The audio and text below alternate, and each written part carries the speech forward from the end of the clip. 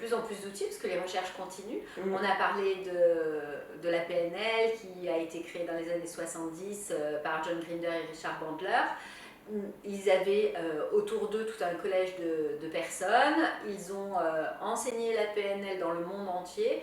Et aujourd'hui, il y a à peu près 85 personnes qui sont leaders vraiment de la PNL, qui ont introduit au niveau international la PNL dans leur pays et qui continuent à faire des recherches. Donc aujourd'hui, on pourrait dire que c'est presque un domaine d'activité, la PNL. Ouais, complètement. Ouais. Voilà, il y a un domaine de recherche, il y a des neuroscientifiques qui sont formés à la PNL et qui vont faire des recherches sur la PNL de façon aussi à montrer l'efficacité de la PNL, à prouver, parce que ça a été un reproche par rapport à la PNL, qu'il n'y avait pas de recherche scientifique qui avait été faite. Il y en a actuellement.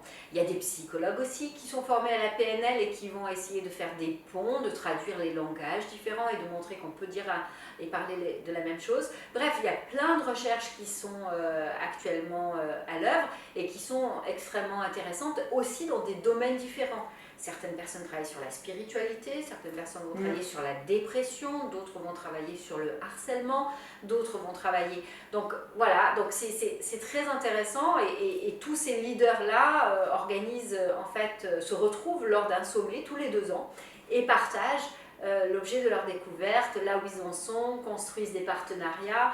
Donc c'est ce que j'aime particulièrement dans la PNL, c'est ce côté très en évolution.